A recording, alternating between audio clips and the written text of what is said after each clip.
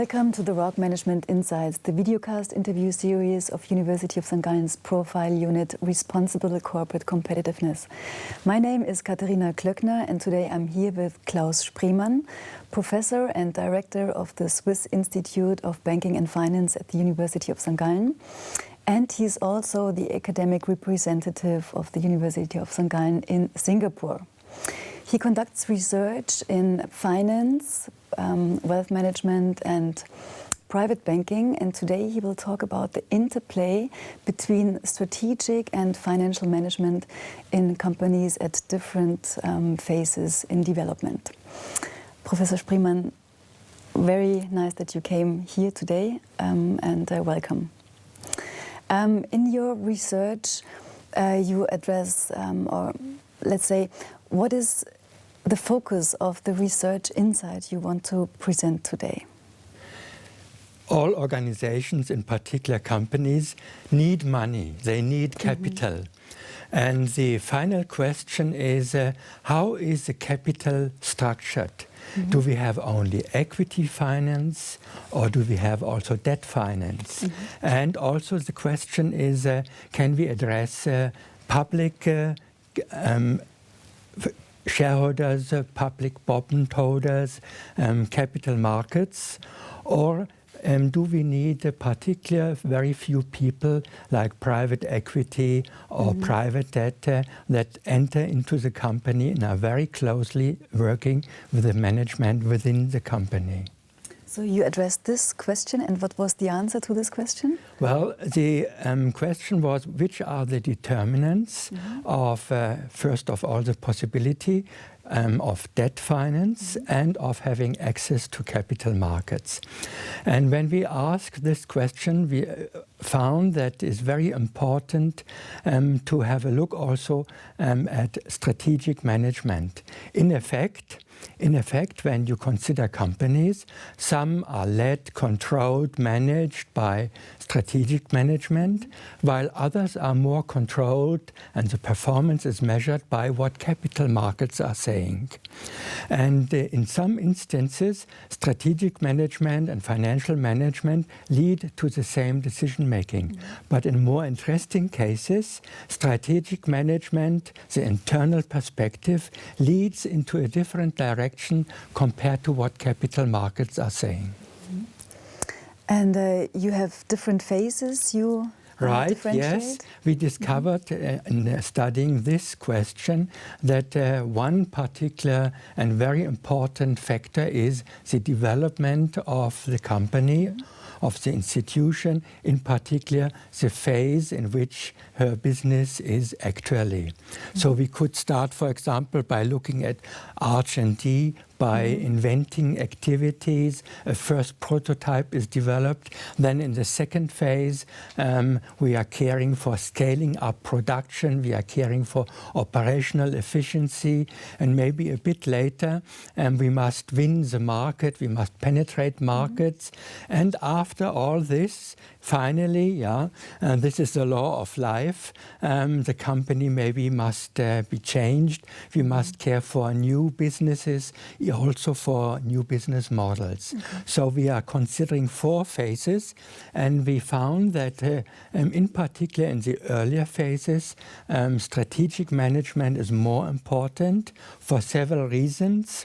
And also in the later phases, we find that market performance can be measured by the perspective of capital markets. Okay. So what else is changing when a company is developing? Yeah, certainly when you consider those 4 phases, you can't speak of a clock.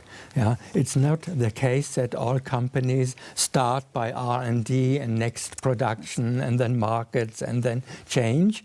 And in effect, you can find companies which are very good in R&D but have no placement in markets. So they remain boutiques concentrating on the development of new prototypes.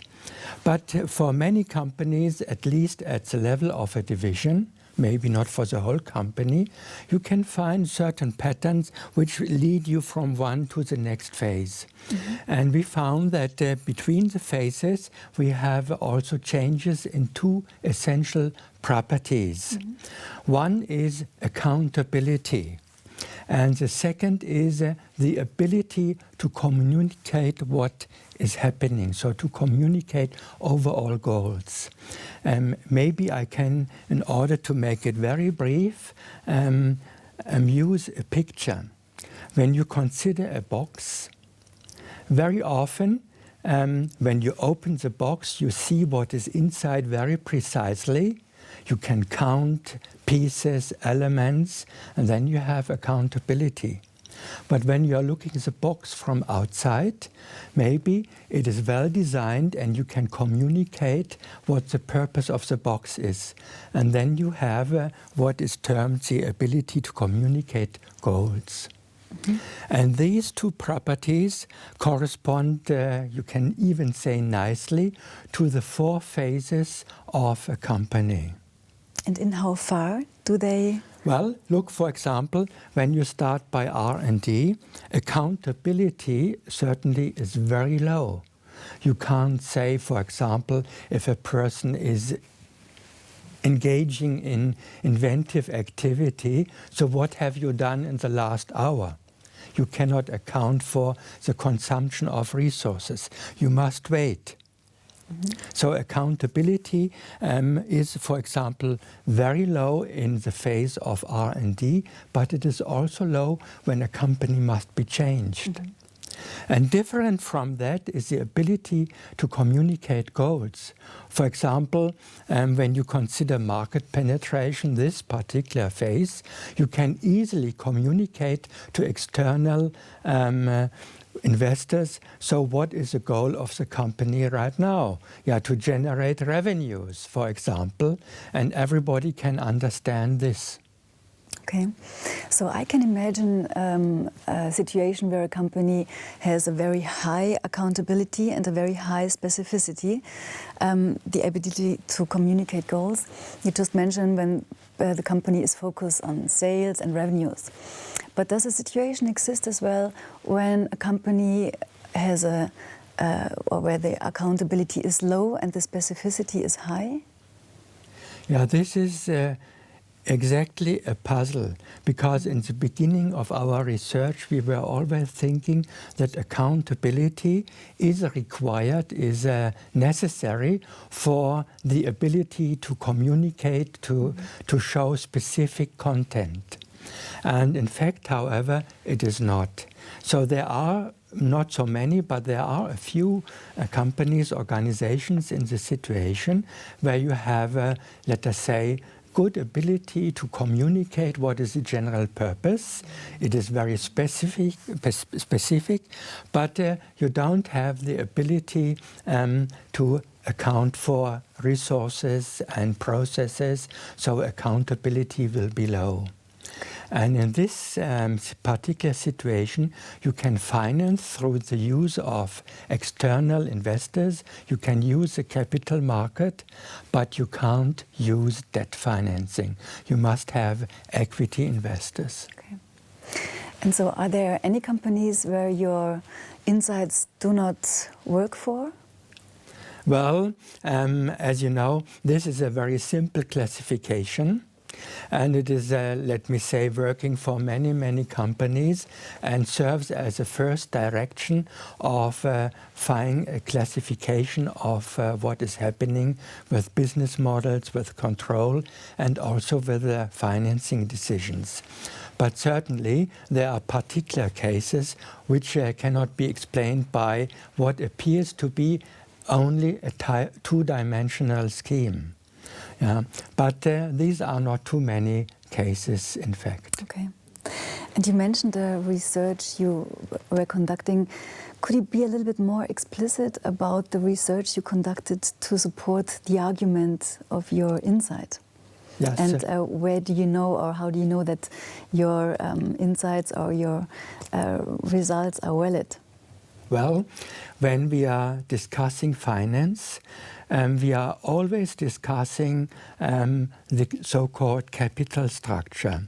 And we speak of capital structure just to refer to the relation between equity and debt. But in effect, what is a second dimension of the capital structure is very often overlooked, namely the possibility to address external investors in addition or maybe substituting internal investors. And more and more we make a clear-cut distinction between public companies or private equity and so on. So definitely capital structure has two dimensions. So this is one insight.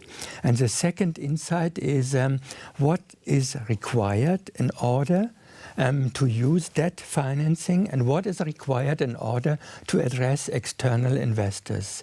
And as we have said, for addressing debt financing and opening up even bond investors, we must have accountability. So we can do research in what enhances and creates accountability. While on the other side, if you would like to tap on public capital markets, you must ask the question, how can we be more specific in our goals? How can we explain, how can we communicate what we are generally doing? And the first is more related to inside the box, and the second is more related to the outward appearance of the box. Okay. So, thank you so much for being here today, Professor Spremann. This was University of St. Gallen's Professor Klaus Spremann and his insights on the strategic and financial management in companies at different development phases. For more information, please visit our website rocc.unisg.ch.